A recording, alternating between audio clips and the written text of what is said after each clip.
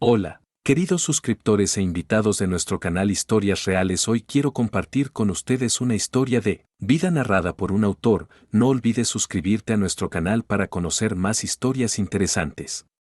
Los primeros rayos del verano, aunque brillantes, no calentaban de verdad. Daban la sensación de ser falsos. Martin caminaba lentamente por la acera, reflexionando sobre su larga, pero no especialmente feliz vida. Tenía ya más de 70 años, y podía decir con confianza que lo había visto todo en su vida. Martin había nacido en una familia de soldados experimentados. Su padre luchó en la guerra, y su madre era taquígrafa. Se conocieron en el frente y sobrevivieron milagrosamente. Soportaron toda la guerra y la difícil infancia de la posguerra, que Martin recordaba como una época de hambre terrible y pies helados. Más tarde pensó que su resistencia física y su carácter inquebrantable eran rasgos heredados de sus aguerridos padres, que lucharon en Sebastopol. A pesar de todo, de algún modo aceptó su situación, y cuando llegó la hora del servicio militar, se alistó voluntario en la marina. Y así, Martin pasó la mayor parte de su vida en el mar, hasta que una vieja enfermedad de las piernas acabó por manifestarse, cuyos ataques le resultaban especialmente molestos cuando el tiempo era húmedo y ventoso. Martin conoció a su futura esposa María en uno de sus viajes, cuando su barco se vio obligado a parar en una pequeña ciudad portuaria del sur para reposar de emergencia. Mientras estaba en el muelle, esperando a que permitieran a los marineros desembarcar, el joven oficial vio a una hermosa muchacha que vendía a los transeúntes pequeños ramos de flores de su propio jardín. Sus grandes ojos, del color del cielo rosado, y su larga melena castaña recogida con una cinta de colores en una coleta alta, hicieron que las piernas del joven militar le llevaran hasta la florista. «Buenos días», saludó el joven oficial con la chica. «¿Cuánto cuestan sus ramos?» «3.50», respondió ella, bajando los ojos tímidamente. «Deme uno, ese, con peonías rosas», pidió Martín.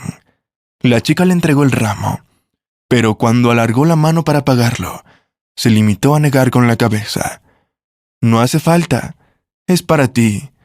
Martín sonrió feliz, viendo cómo las mejillas de la encantadora florista se sonrojaban. Así fue como se conocieron, esperándole desde todos los vuelos y ayudándole a superar una grave depresión cuando Martin Ivanovich se jubiló anticipadamente por motivos de salud.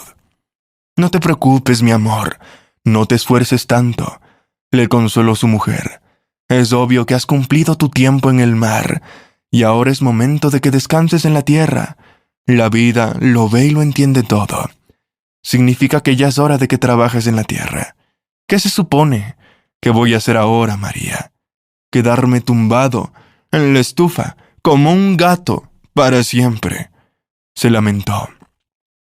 «No pienses en nada. Te quiero más que a la vida misma. Tú mismo lo sabes. Pero, ¿qué voy a hacer ahora? ¿Cavar el jardín o arreglar la valla de la dacha?», añadió. «Al menos arreglar la valla es algo bueno.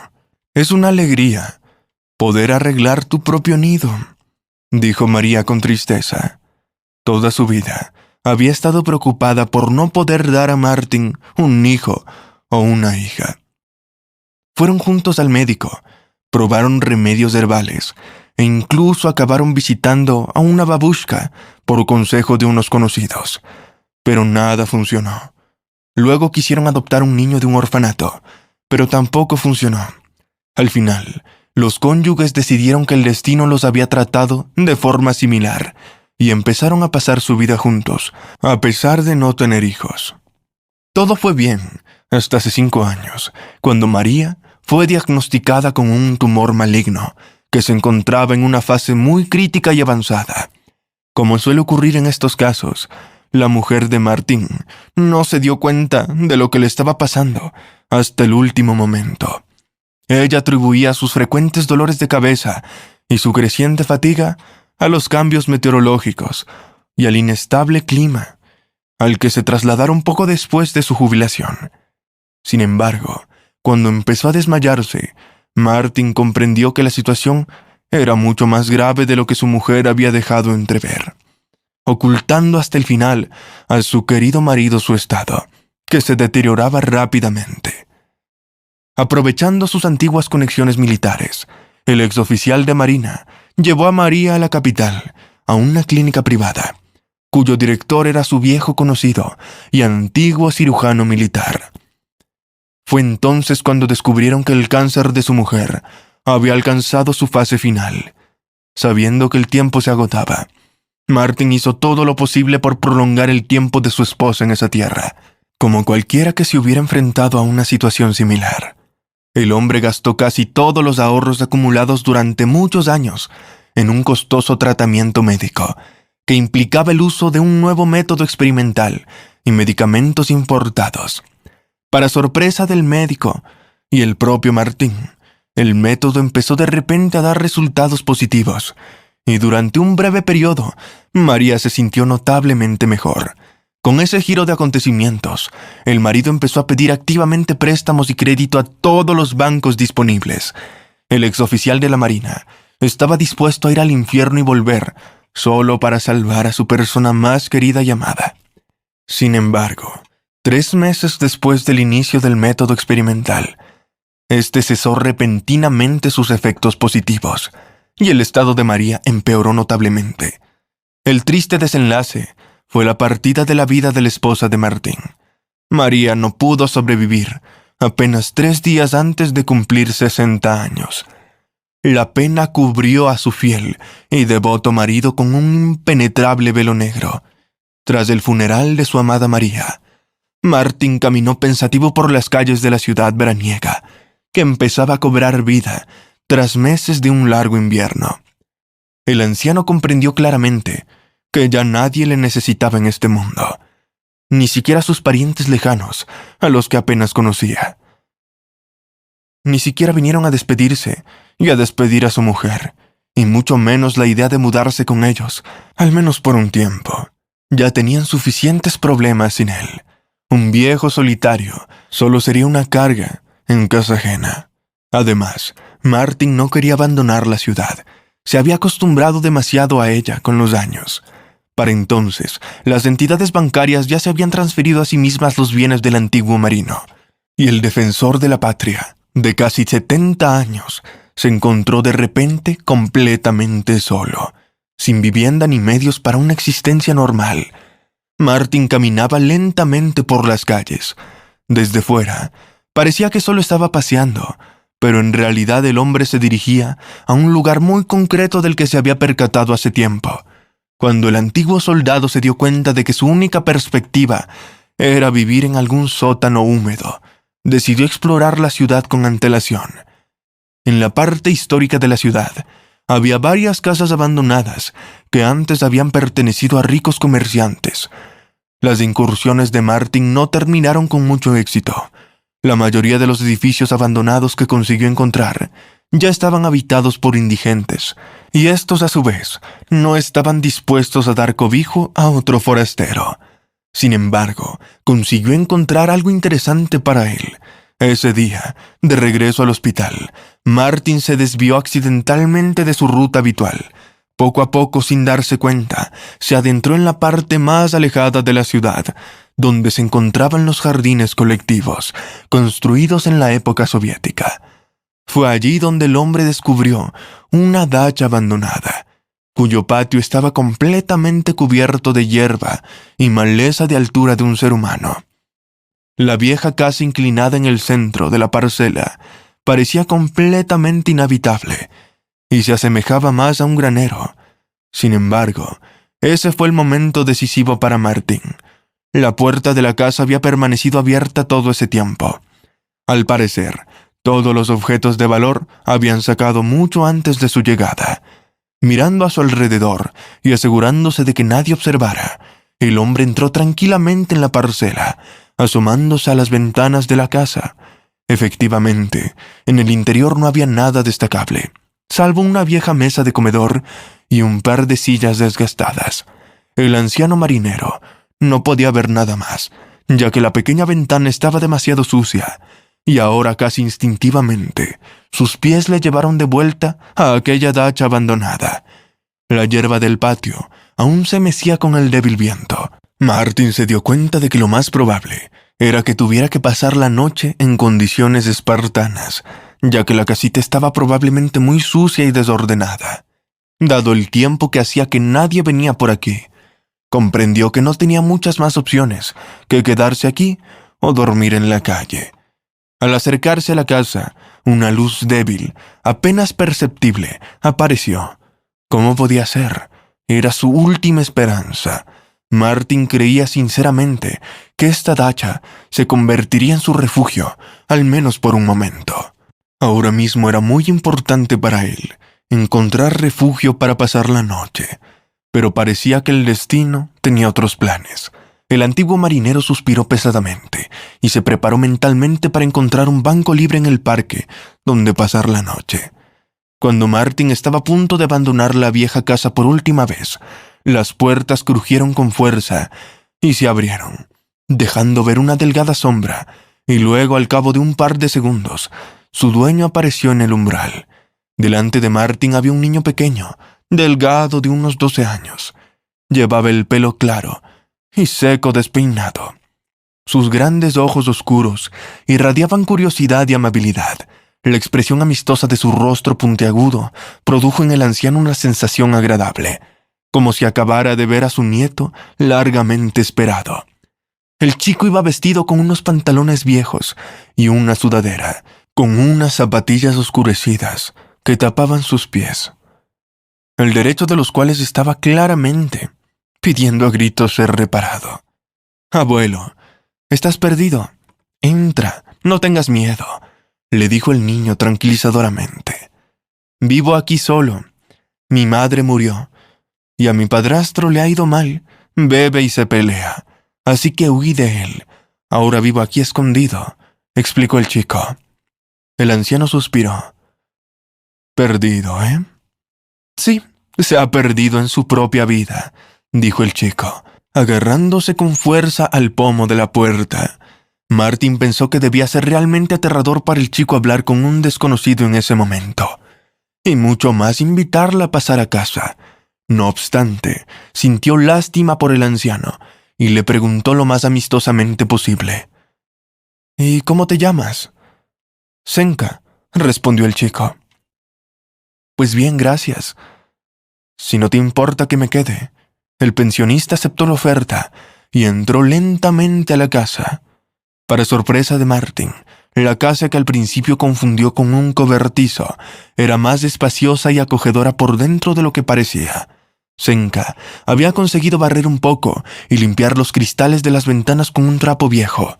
Eso hizo que la casa no pareciera tan sucia como el día en que Martin la descubrió por primera vez. En la casa había varias habitaciones pequeñas, un amplio porche, una cocina e incluso un baño improvisado.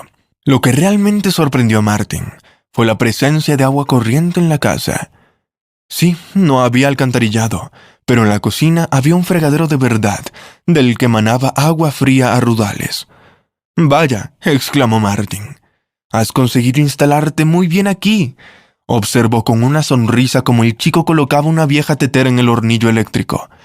«Pensé que todo aquí había sido saqueado», admitió el huésped con sinceridad. «Probablemente no encontraron esto», replicó Senka, sacando una caja de té del armario. «Lo encontré en la habitación más alejada del sótano», explicó el chico. «Pensé que allí habría algo de comida, pero solo encontré esto y un par de sacos de trastos inútiles. Quizá los anteriores dueños se olvidaron de esta estufa y quisieron llevársela, pero se les olvidó. O quizá la escondieron a propósito en el sótano para que los ladrones no la encontraran. Menos mal que hay electricidad en la casa», dijo Senka pensativo, subiendo el mando de la calefacción al máximo. «Si no, habría sido muy duro». El chico se sentó en la mesa, examinando a Martin con curiosidad. «¿Cómo duermes aquí sin tener miedo? La puerta está abierta de par en par toda la noche». Martin intentó llenar el incómodo silencio de alguna manera. «Así», señaló el chico un pesado atizador de hierro fundido que había junto a la vieja estufa. Lo meto por el pomo de la puerta y se convierte en algo parecido a un pestillo. Luego lo presiono con una toalla encima y ya está. Es normal. Ingeniosamente pensado, aprobó Martin. Pero ¿cómo vives sin tus padres? Para entonces la tetera ya había hervido en el fogón. Senka vertió hábilmente algunas hojas de té en una pequeña tetera con cerámica. Así son las cosas, respondió con desgana. Mamá murió de una enfermedad cardíaca. Trabajaba mucho. Era gruista. También construía casas. Noble profesión, dijo el viejo. Quizá noble, pero no le pagaban bien.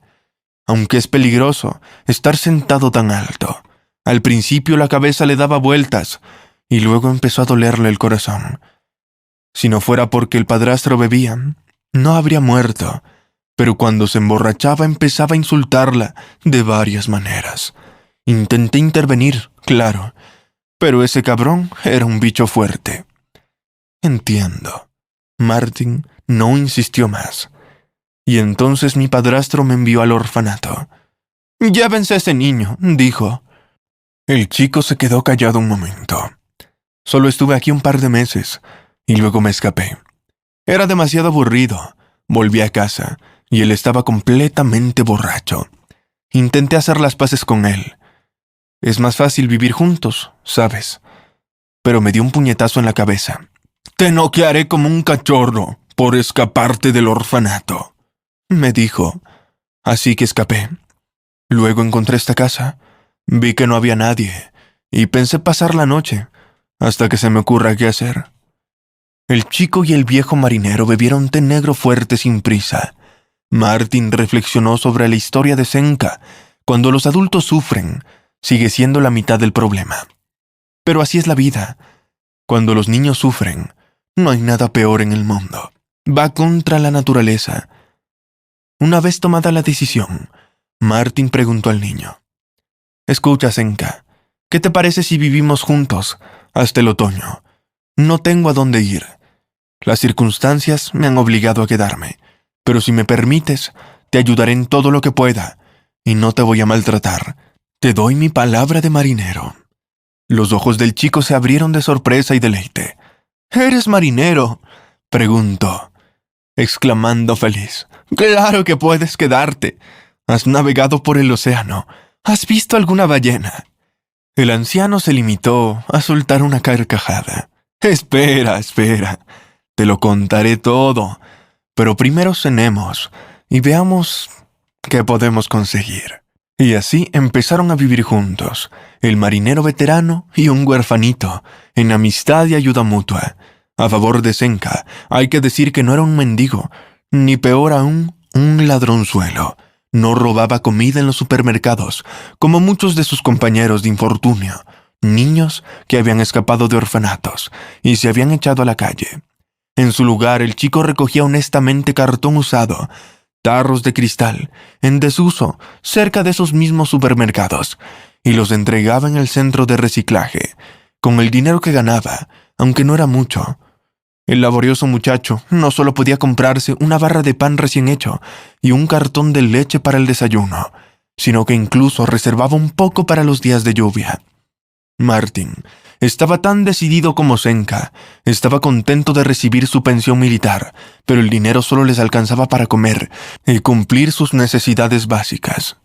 En cuanto Martin recibió su pensión, con un pequeño aumento por el día de la ciudad, fueron inmediatamente al mercado a comprar a Senka unas zapatillas nuevas.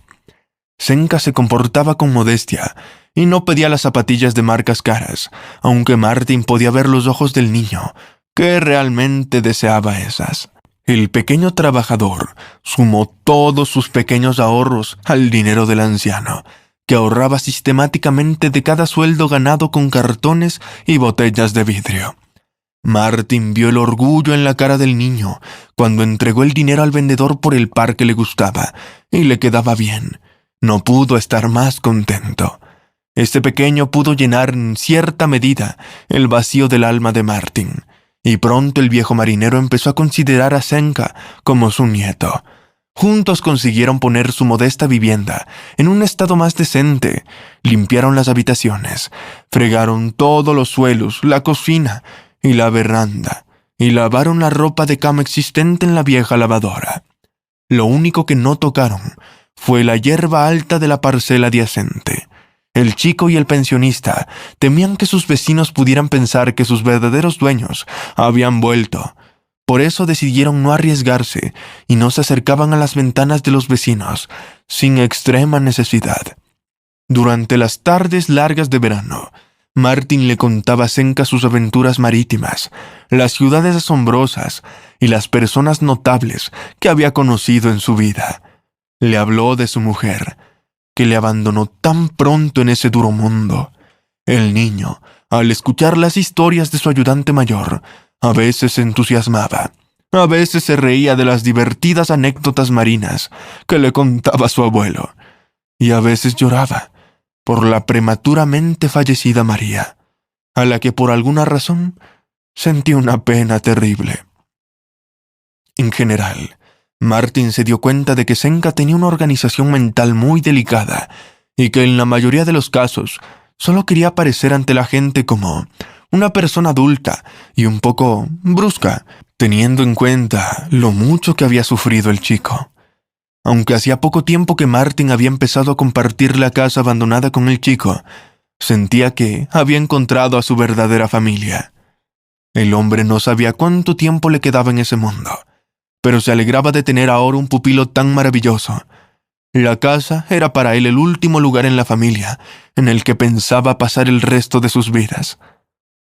Al mismo tiempo que preparaba a Senka para su futura vida adulta, una noche, mientras volvía de dar un paseo, el anciano presenció un terrible accidente automovilístico.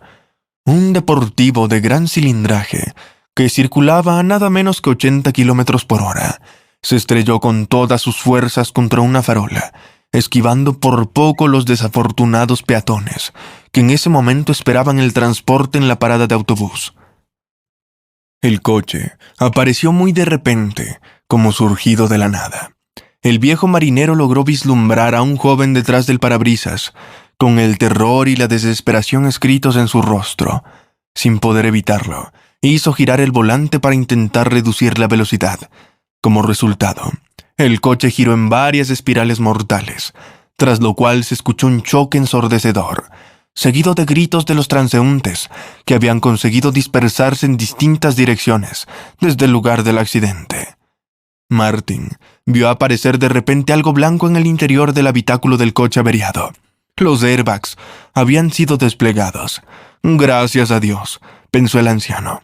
Al menos ese idiota sigue vivo. Sin embargo, cuando la chica intentó desabrocharse el cinturón de seguridad y escapar de su coche destrozado, no pudo hacerlo. La puerta estaba tan fuertemente atascada que la conductora quedó literalmente atrapada en una jaula de acero. Al intentar desabrocharse, descubrió que su hebilla estaba firmemente incrustada en el interior del retorcido habitáculo. Mirando a su alrededor, la desafortunada dueña intentó encontrar con la mirada a alguien que pudiera ayudarla, pero las personas que la rodeaban estaban ocupadas llamando a los servicios de emergencia. Se limitaron a ignorar a la conductora herida. Un espeso chorro de sangre oscura emanaba lentamente de la frente de la chica. En ese momento Martin se dio cuenta de algo extraño. Justo debajo del coche se había acumulado un pequeño charco oscuro y seguía goteando aceite del motor averiado. En el segundo siguiente, las chispas de los fragmentos chocaron contra el aceite y el coche se incendió al instante. Martin no estaba acostumbrado a dudar a la hora de tomar decisiones, incluso desde sus días en el servicio. El hombre siempre destacó por su rapidez mental y su excelente intuición. Ahora su intuición le sugería que algo andaba mal. Reuniendo los restos de su fuerza física, el anciano marinero corrió hacia el coche en llamas. La voz de la mujer quedó ahogada por los gritos de los transeúntes. «¡Socorro, por favor! ¡Que alguien me ayude!», gritaba la pobre muchacha. Martin saltó al coche, se quitó su vieja chaqueta y golpeó la ventanilla lateral con todas sus fuerzas. «¡Baja la cabeza!», le gritó antes de romper el cristal. La chica, al ver a su inesperado salvador, obedeció la orden en silencio. Agarrándose la cabeza con las manos, se agachó todo lo que su posición le permitía. El sonido de los cristales rotos atravesó el aire ardiente de la noche. Martin la agarró por debajo de las axilas y la sacó literalmente a rastras. Tenía todas las manos cubiertas de ampollas por las quemaduras y largos rasguños. En cuanto se arrastraron un par de metros, una potente explosión sonó detrás de ellos, y la onda expansiva hizo añicos las ventanillas de varios coches aparcados en las inmediaciones. «Eso es lo que yo llamo un paseo nocturno», bromeó Martin más tarde, cuando los médicos de la ambulancia le vendaban las manos y lo curaban. «¿Cómo lo has conseguido, hija? Tienes un coche bueno y moderno, y no pareces borracha». «Es todo culpa del competidor de mi padre», contestó la chica temblando. «Intentan matarme para apoderarse de nuestro negocio familiar». Se calló, esperando pacientemente a que la enfermera le lavara la herida de la cabeza. «Vaya, vaya. Nunca pensé que me vería envuelto en un crimen así en mi vejez. Querían quitarme de en medio, ya que soy la única heredera de la empresa», continuó la joven empresaria. Cuando la enfermera terminó su trabajo, dijo: «No es rentable para ellos, ahora que todo el negocio está concentrado en la oficina principal, lo que hace más difícil robar. Estaban contentos. Ahora pueden trocear nuestra empresa con mi madre y llevarse un mordisquito de cada una de esas partes. Por eso sabotearon mi coche. Probablemente cortaron la manguera del freno». Martin miró pensativo a la chica. «Eres tan joven y lista», pensó. De repente, se revelaron los planes de sus enemigos. Ayudarla significaría correr un riesgo consciente. Pero había algo en esa frágil muchacha que atraía inexplicablemente al hombre. Quizá le recordaba a su difunta María. Era igual de frágil, pero valiente. «¿Cómo te llamas, querida?», preguntó amablemente el marinero. «Violeta». Estaba claro que conocer a un extraño, incluso a uno que la había salvado, era difícil para ella. No se fiaba de la gente, como se podía ver en sus asustados, pero decididos ojos azul claro. «¿Sabes qué, Violeta? Quédate con nosotros y con Senka, es mi nieto. Vivimos modestamente, pero al menos esos competidores tuyos no te van a encontrar allí. Sobrevivirás a tus problemas. Piénsalo y decide cómo afrontarlos». Tras pensárselo un rato, la chica aceptó. Necesitaba cobijo, y la dacha abandonada de Martin se convirtió de repente en su única salida. Cuando Martin trajo a su nueva vecina a casa, Senka ciertamente no estaba entusiasmado, pero no lo demostró. Si hay que hacerlo, hay que hacerlo. Recordó el chico la sabiduría popular y en silencio puso sobre la mesa té con galletas en forma de oreja. Martin le contó todo lo sucedido y le pidió que protegiera junto a él a Violeta de los bandidos, hasta que ella decidiera qué hacer a continuación. Incluso Senka se sintió un poco inspirado por esto. Bromas aparte, tener una niña en casa es una cosa, pero tenerla escondiéndose de unos bandidos es muy distinto. Senka ya se sentía como en una historia de héroes fuertes y valientes, a los que se les encomendaba proteger a una persona especialmente importante de todo tipo de atentados. Como Violeta les contó más tarde, sus padres eran propietarios de una empresa de cosméticos, conocida incluso en el extranjero. Sucedió que hace un mes se produjo una gran tragedia en la familia. El padre, Dennis, murió de leucemia traicionera, contra la que llevaba luchando 7 largos años. En cuanto sus competidores se enteraron de su muerte, también se volvieron más activos y decidieron apoderarse de todo el negocio. La madre de Violeta se encontraba en el extranjero, lo que facilitaba su seguridad, pero la perseguían constantemente.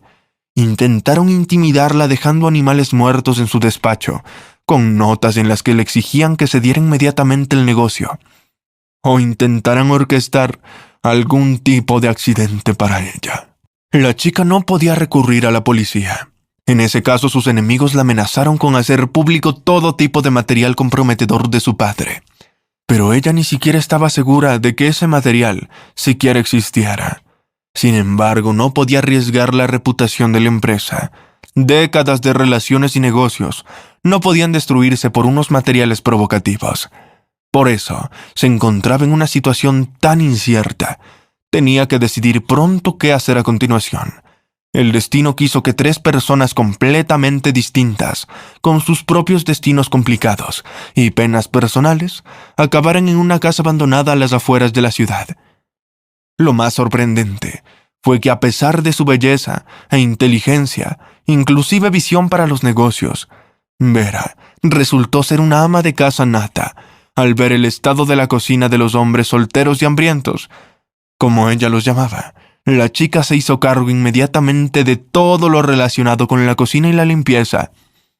«No, esto no sirve», exclamó Vera, examinando el contenido de la pequeña nevera. «Mientras yo esté aquí, comeremos como seres humanos». Al día siguiente, misteriosamente aparecieron en casa 3 paquetes de comestibles, que incluían coloridos paquetes de pasta, mantequilla, queso, yogures y grandes trozos de carne precintada. «¿Qué es esto?», preguntó sorprendido Martin, examinando los alimentos. «¿Y de dónde voy a sacar tanto dinero para pagarte?» «No necesito nada, Martin», dijo la muchacha con firmeza. «No es comida de primera, como tú dices. Son productos normales, con los que hoy cocinaremos comida normal». «¿Cómo puede ser esto, Violeta?» No estoy acostumbrada a esto. Los oficiales siempre pagan por su alojamiento, no al revés». «Cálmate, Martin. Esto no tiene nada de especial. Le pedí a mi ayudante que pidiera comida para mí, y el conductor los trajo. No te preocupes, sé cocinar. No moriremos envenenados, ni de hambre». Violeta rió a carcajadas, mientras Martin se avergonzaba. El viejo marinero no estaba acostumbrado a que una mujer comprara víveres para la casa, y menos con su propio dinero. Pero Violeta era completamente inflexible en ese sentido. Resultó que había estudiado 3 años de cocina en Estados Unidos. Incluso consiguió hacer prácticas en varios restaurantes de moda. Así que por la noche, Martin y Senka fueron agasajados con una auténtica cena de la realeza. Senka, que a duras penas se las arreglaba con su anciano vecino, con pan y agua, fue quien realmente apreció el talento culinario de Violeta y comió hasta saciarse. Su comida favorita era la carne enlatada con pan negro y salmón rosado bien salado. En el orfanato el niño apenas comía, pues la comida era muy insípida. Los cocineros robaban los mejores ingredientes y dejaban lo peor para los niños, y la comida que preparaban era mediocre, en el mejor de los casos. Aquí Senka pensaba que había aterrizado en un auténtico paraíso comestible. Al ver a Senka devorando felizmente la comida de Violeta, Martin se echó a llorar. Nunca pensó que la comida ordinaria podría traer tanta alegría al adolescente. Y Violeta realmente no utilizaba ningún manjar. Se limitaba a guisar la carne en olla sobre un viejo hornillo y a hornear un par de tartas. Uno era grande y estaba relleno de col y setas, y el otro era pequeño y estaba relleno de mermelada de manzana, que también compró en un supermercado muy corriente. La muchacha escondía los cereales y la pasta en el sótano para evitar que se estropearan, mientras que utilizaba el queso y la salchicha para hacer bocadillos calientes, calentándolos hábilmente en la vieja estufa de Senka. Esos platos fueron todo un éxito. Sí es cierto que el camino al corazón de un hombre pasa por su estómago. Entonces Violeta allanó literalmente ese camino con sus tartas y bocadillos calientes. El chico estaba conquistado. «Violeta, podría comer tu sopa todos los días», exclamó feliz Senka con la boca llena, alabando la sopa de remolacha. «Qué bien que has empezado a vivir con nosotros», dijo satisfecho el chico, dándose palmaditas en el estómago lleno. Bueno, le riñó Martin en broma. «Violeta está muy ocupada con nosotros. Se quedará un ratito y luego volverá a casa. Así que no te acostumbres demasiado». Martin Se refería naturalmente a la excelente comida casera preparada por la chica, que era muy importante para él como organismo en crecimiento y futuro defensor. El curtido marinero se limitó a sonreír, ladeando la cabeza. «Violeta, realmente eres una buena chica». Martin se dio cuenta de repente de que le había cogido mucho cariño a la joven en esos pocos días, y que le daría mucha pena separarse de ella cuando llegara el momento. Y así pasó un mes entero sin que nadie se diera cuenta. Violeta vivía en una pequeña habitación al fondo de la casa. Era una anfitriona atenta, una vecina pacífica para los hombres. Por las tardes, los tres jugaban a juegos de mesa. Violeta iba trayendo poco a poco de su propia casa. Para esos menesteres, seguían utilizando a su ayudante y chofer. Del mismo modo, los productos y medicamentos seguían apareciendo regularmente en la casa de Martin. Y pronto apareció ropa nueva para Senka. La muchacha limpiaba y fregaba los suelos ella misma. Cuando el anciano protestó, ella replicó razonablemente que era lo menos que podía hacer para agradecer que salvara su vida y le diera cobijo. Violeta procuraba no utilizar su propio teléfono ni su ordenador portátil, y solo de vez en cuando llamaba a su asistente a un viejo teléfono de pulsador con un número nuevo para pedir los productos o algo relacionado con sus asuntos domésticos. La chica tenía mucho miedo de que sus competidores pudieran seguirle la pista, ya que no solo la pondría en peligro a ella, sino también a Martin, y Violeta no podía permitir que eso ocurriera. Un día la mujer estaba muy asustada, pues pensaba seriamente que los habían atrapado. Era tarde en la noche. Los tres se prepararon para ir a la cama, cuando se escuchó un susurro silencioso en el patio, como si alguien se abriera paso entre la hierba, ocultando la casa abandonada de miradas indiscretas. «Oh Dios, seguro que son ellos», susurró la asustada Violeta con los labios temblorosos. «Si pasa algo, di que no tienes nada que ver con esto, que me he tropezado accidentalmente contigo y que no me conoces de nada». «¿Por qué te inventas cosas sobre la marcha?», le regañó Martin. «No tengas miedo, hija. Aunque sean bandidos, no te entregaremos a ellos. Ahora, ve al sótano», ordenó el antiguo marinero, señalando con la cabeza la parte trasera de la casa. «Te has vuelto loco», objetó la muchacha. «No te dejaré aquí sola, ni lo sueñes. Es mi problema y me encargaré yo misma». En ese momento, Senka se adelantó protegiendo a Violeta con su cuerpo. En sus manos sostenía el pesado atizador de hierro fundido, el mismo que se utilizaba para cerrar la puerta por la noche. El caso es que Martin había destinado cierta cantidad de dinero de una de sus pensiones a comprar una cerradura de acero. Él mismo la instaló. El atizador estaba siendo utilizado ahora por los inquilinos para su propósito original. «No tengas miedo. Verá, seguro que te salvamos. He hablado con mi padrastro en casa. Bueno, ¿cómo voy a enfrentarme a los bandidos?». El muchacho sombríamente miró a la puerta y apretó con fuerza el atizador preparándose para el ataque. Mientras tanto, el ruido en el patio se intensificó y de repente se calmó. Conteniendo la respiración, el trío empezó a ver qué ocurría a continuación. Primero, se escuchó un leve rasguño, y luego alguien empezó a gemir lastimosamente. Al otro lado de la puerta, Martin se acercó de puntillas a la jamba y apretó con fuerza la oreja contra el hueco entre la cerradura y la puerta. Senka se llevó en silencio el dedo índice a los labios, indicando a Violeta que no hiciera ningún ruido. La chica se limitó a asentir en silencio y retrocedió un par de pasos. Martin cogió lentamente el atizador de las manos del chico y agarró con firmeza el viejo mango de hierro, blandiéndolo como si fuera un arma improvisada. De repente, el hombre tiró de la puerta principal hacia sí y se quedó inmóvil, conmocionado por lo que veía. En el umbral estaba sentado un enorme perro gris, desgreñado como un pastor caucásico. La pata delantera derecha del animal sangraba y estaba enroscada de forma antinatural.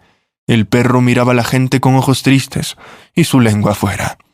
Estaba claro que el pobre necesitaba ayuda. «Dios mío, exclamó Vera, sorprendida por el inesperado invitado. «Míralo, qué perro tan bueno. Abuelo Martin, déjalo pasar. Tenemos que ayudarle». Martin no encontró respuesta inmediatamente. Pero Senka, que se levantó de un salto y tendió su manita al perro, lo hizo por él. «Por supuesto, le ayudaremos y le entrenaremos. Él nos vigilará. Mira qué perro más bueno». Al principio, el perro esquivó el intento del chico de acariciarlo, pero luego vio que la gente no quería hacerle daño. Olfateó cautelosamente la mano y solo entonces se dejó acariciar. Al mismo tiempo cojeando, pero con determinación, el enorme perro se dirigió al centro de la habitación y se tumbó demostrativamente sobre la vieja alfombra, junto al destartalado sofá donde el anciano marinero le gustaba relajarse a menudo. «Mira, ya ha escogido su lugar», chasqueó la lengua Martin. «¿En qué magnífico perro se ha convertido?» Al cabo de un par de horas, el perro se sentó frente a Violeta y Senka, curadas sus heridas y saciada su hambre, permitiéndoles acariciarle la cabeza y darle un suave abrazo. Al parecer unos gamberros o unos dueños sin escrúpulos le habían golpeado en las patas, así que escapó. El olor increíble del pastel de Violeta lo llevó hasta su casa, y esa vez tenían pollo hervido con queso. Los huesos y las sobras de ave se convirtieron en cena y postre para aquel enorme paciente peludo. Ahora el perro miraba con cariño a su benefactora mientras ella le acariciaba cariñosamente su espeso pelaje del cuello. «Deberíamos ponerle un nombre. ¿Qué te parece, abuelo?», preguntó la muchacha al anciano, que seguía mirando al perro con un poco de recelo. «¿Quieres quedártelo?», volvió a preguntar. «¿Pero quién lo paseará? ¿Y quién le va a dar de comer? Vera y Senka, ¿están seguros de que pueden con él?» «Podemos con él», dijo el chico con seguridad. «Nunca había tenido un perro, pero aquí está. Va a ser obediente, te lo prometo». «¿Verdad, Polkan?», le preguntó. Después de pensar un momento, dijo: «¿Por qué no? Le queda bien». «¿Quieres ser Polkan?». Violeta se dirigió al perro. Ladró alegremente en respuesta. «Bien, Polkan, bienvenido a la familia». Martin respondió al ladrido del perro extendiendo los brazos. Un par de semanas más tarde, por la mañana temprano, alguien llamó a la puerta de la casa.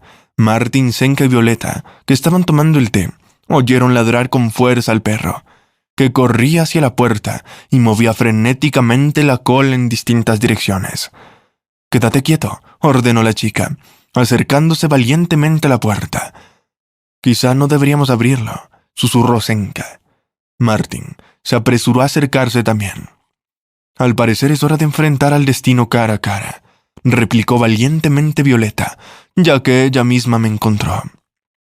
Abrieron la puerta y encontraron en el umbral a un hombre alto y delgado, vestido con un caro traje negro. El desconocido llevaba un sombrero de ala ancha, y en sus manos sostenía un maletín de cuero plano. «Buenas tardes. ¿Con quién hablo?», preguntó amablemente Martín. «Hola, me llamo Fyodor, y soy el representante autorizado del difunto Denis Danilov. Necesito hablar con su hija, Violeta. Una conversación muy seria sobre su futuro y su empresa». Tras servir al representante un aromático té de groselas, Violeta y los demás se dispusieron a escuchar su historia. «Según tengo entendido, te escondes aquí de los competidores de tu difunto padre, los mismos que, según tus declaraciones, te amenazaron repentinamente y atentaron directamente contra tu vida. ¿Estoy en lo cierto?», preguntó el invitado con aire de hombre de negocios. «Sí, totalmente cierto», asintió Violeta. «¿Pero cómo me encontraste? Nadie sabe que estoy aquí». «Nadie excepto...». «Siempre está ese pequeño excepto, Violeta», dijo el representante con una sonrisa burlona. «Tu ama de llaves. Fue ella quien me dijo dónde encontrarte. En cuanto averiguaron con Yuri, el chofer personal de tu padre, que ya no había amenazas para la heredera, me dieron inmediatamente la tan necesaria localización». «¿Cómo sabes que no hay más amenazas?», preguntó Martin con escepticismo al hombre delgado. «No estabas con el joven al mismo tiempo». El apoderado se limitó a hacer un gesto con las manos en su dirección. Dios me libre, no. Siempre he sido leal a Dennis y me he asegurado de que todos los trámites y documentos relacionados con su propiedad estén en orden. Todo gracias a la policía. Ellos ayudaron. La policía se interesó seriamente por el accidente ocurrido en la carretera, pero después, los investigadores pudieron determinar que efectivamente el latiguillo del freno estaba gravemente dañado. Eso provocó el fallo de los frenos en aquella desafortunada noche. La amenaza condujo a las fuerzas del orden directamente a la dirección de la empresa competidora de los Danilov. Los autores fueron encontrados con bastante rapidez. Resultaron ser los socios del director, a los que prometió una buena suma por ese acto delictivo. Sin embargo, ahora el director y sus cómplices están detenidos y lo han confesado todo. Así que Violeta, según el testamento de tu padre, sigue siendo la legítima propietaria de la empresa de cosméticos. Y junto a tu madre, pueden retomar la gestión en cualquier momento. Nuestros abogados van a asegurarse de que la familia, el director de la empresa competidora y él mismo reciban la máxima condena por causarle daños morales y físicos.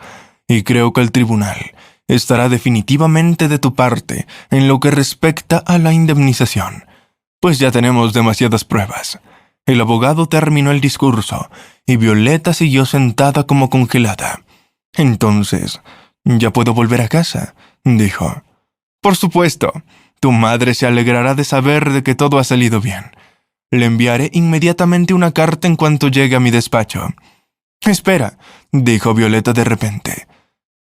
¿Y si no quiero dirigir la empresa? ¿Quién será a cargo entonces? Los ojos oscuros del abogado empezaron a dar vueltas y enseguida se preocupó, como si la chica le hubiera dicho algo desagradable. ¿Cómo es posible que no quieras volver a la empresa? Entra en razón, intentó decirle a ella.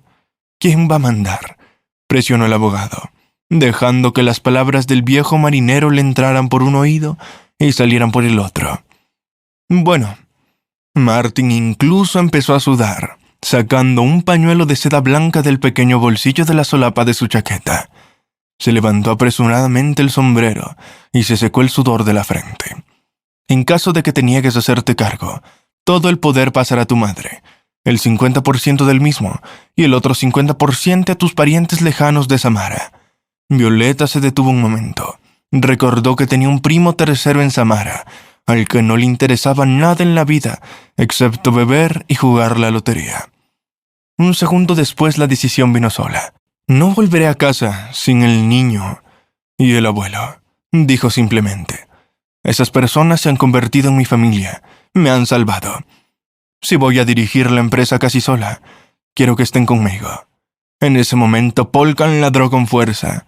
Y Polkan, por supuesto, aseguró Vera. Bueno, ¿dónde estaríamos sin ti? El abogado incluso se echó hacia atrás en su silla con alivio. Pensé. El testamento de tu padre no decía nada sobre cómo debían disponer los bienes. Si cree que estas personas deben vivir contigo, la verdad es que no hay ningún obstáculo. Bueno, eso está bien, dijo Violeta con alegría. Volví a ser la chica sonriente que había quitado la máscara de mujer de negocios. Llevamos demasiado tiempo atrapados en esta casa. Martin, por supuesto, un poco terco, no creyendo que Violeta quisiera llevarlo a su rica mansión, pero finalmente accedió. Además, no había mucho de dónde elegir, y no quería pasar el resto de sus días con el temor de que el verdadero propietario apareciera en la casa de campo, o de que el Estado tomara el terreno para una nueva construcción. Senka, por su parte, estaba increíblemente feliz de mudarse con Polkan a la nueva casa. Se quedó extasiado cuando le dejaron elegir su propia habitación, teniendo en cuenta que había nada menos que 10 en la mansión. Además, la chica le hizo un valioso regalo para su futuro. Le dio a Senka el 15% de las acciones de la empresa para que siempre tuviera dinero y no experimentara la pobreza de nuevo. Violeta quería enviarlo a estudiar al extranjero cuando fuera mayor, pero de momento le permitía elegir personalmente la escuela que le gustara. Martin tenía ahora acceso a la vasta biblioteca del padre de Violeta. y podía pasarse allí días enteros, sorbiendo zumo fresco o leyendo algún otro libro sobre navegación del siglo XIX. El hombre nunca dejó de dar las gracias a la muchacha, ya que no podía haber soñado con ganar inesperadamente una hija y un nieto. La mujer seguía horneando pasteles para él y Senka. La madre de Violeta, al enterarse de la mudanza de Martin y el pequeño a su casa, estalló al principio. Después de todo, no siempre estaba de acuerdo con las decisiones tomadas por su excéntrica hija. Sin embargo, más tarde la mujer se calmó notablemente, sobre todo porque ella y Martin tenían bastante en común. Pronto surgió entre ellos una tierna amistad, basada en respeto y amor por el mar. Polkan también tuvo lo suyo. Le instalaron una perrera grande y espaciosa en el enorme patio de la casa, y su propio campo de entrenamiento, donde podía practicar diversas órdenes y trucos junto a su fiel dueño Senka. La vida fluía con la rutina habitual. Todos eran inmensamente felices. Un día, unos meses después del feliz traslado de Martin y Senka, un extraño hombre contactó con Violeta a través de las redes sociales. Decía llamarse Anton y ser el padre biológico de Senka. Por su correspondencia, la joven se enteró de que Anton había visto a Senka accidentalmente en una de las revistas de moda. Al parecer, fue a una peluquería a cortarse el pelo y vio la revista en la mesa de baño. La cogió para leerla mientras esperaba al peluquero, y había un artículo sobre la celebración de cumpleaños de alguien y su asombrosa historia de conocer a Violeta. Al conocer del apellido de Senka, Anton se puso inmediatamente a investigar todo sobre el chico, de dónde era y quiénes eran sus padres. El hombre se sorprendió al descubrir que el niño era probablemente su hijo. La madre del niño y él habían salido antes, pero nunca se casaron, así que Anton nunca supo que había sido padre. La madre del niño le había ocultado el embarazo, y Anton se había trasladado a la ciudad, lejos de donde vivía la madre de Senka. Por supuesto, era necesaria una prueba de ADN para confirmar definitivamente la paternidad, pero el hombre sentía en su corazón que Senka era de su sangre. Violeta sugirió a Anton que se reuniera con ellos. Decidieron reunirse en un lugar neutral, un café, para empezar. Allí supo más cosas de él. Anton llevaba mucho tiempo trabajando en una empresa de relaciones públicas y tenía buenas perspectivas profesionales. También tenía un sueldo muy decente, así que podía mantener al chico. Lo único que el hombre le pidió a Violeta durante el encuentro fue la oportunidad de conocer a su hijo y hablar con él. Por favor, Violeta, dame la oportunidad de hablar con él, al menos de verlo. Comprende, no he visto a mi hijo y ni siquiera supe de su existencia durante 13 años. ¿Qué le dirás? ¿Cómo le explicarás tu ausencia todos estos años? El niño no vivía en un sanatorio. Su padrastro abusaba de él. Se escapó del orfanato. Por favor, compréndelo. Temo que tu interacción con él pueda causarle al niño un trauma irreparable. Pues entonces al menos háblale de mí. Después de todo, Senka debe saber que tiene un padre vivo. El encuentro dejó sentimientos encontrados en el alma de Violeta. Por un lado, Anton simpatizaba con ella, destilaba confianza y amabilidad. Pero por otro lado, ¿qué sabe ella realmente de ese hombre? Solo lo que él mismo decide contarle. La hija del empresario encargó a unos detectives privados que averiguaran todo sobre Anton, y pronto le dieron un resultado positivo. Resultó que el hombre no ocultaba nada. Al día siguiente, la propia Violeta llamó a Anton y volvió a proponerle quedar. Hablaron durante un largo rato, y al final del día, llegaron inesperadamente a la mutua opinión de que se gustaban. Vera necesitaba tiempo para preparar a Senka para la aparición de su padre biológico. Sin embargo, después de hablar con el niño, le apasionaba ver a Anton y hablar con él. «¡Papá!», gritó Senka, abrazando alegremente a su padre cuando llegó a la mansión de los Danilov. «Me alegro tanto de que me has encontrado. Ahora podemos vivir todos juntos. Tú, yo, Violeta y el abuelo. Y Polkan». Anton miró sorprendido a Violeta por encima del hombro del niño que lloraba de felicidad. Más tarde, la muchacha le contó al hombre su propia historia. Después de eso, Anton se convenció por fin de que era una mujer increíble. y dejarla marchar significaría perder la oportunidad de tener una compañera fiel, una esposa cariñosa para toda la vida. Poco a poco, Anton y Violeta empezaron a salir, y sus sentimientos se hicieron cada vez más fuertes. Un año después, la joven pareja decidió casarse e inmediatamente adoptar oficialmente a Zenka. Hace falta decir que el niño estaba feliz. En un momento consiguió un padre realmente cariñoso y una joven que podía convertirse en una segunda madre para él. Ahora toda la familia vive en una enorme casa con los Danilov, junto con el abuelo y Polkan. Son completamente felices y esperan vivir muchos años buenos y largos. Si te gustó esta historia, espero que no te importe apoyarme con el botón de pulgar arriba. Es muy importante para mí. Te deseo lo mejor.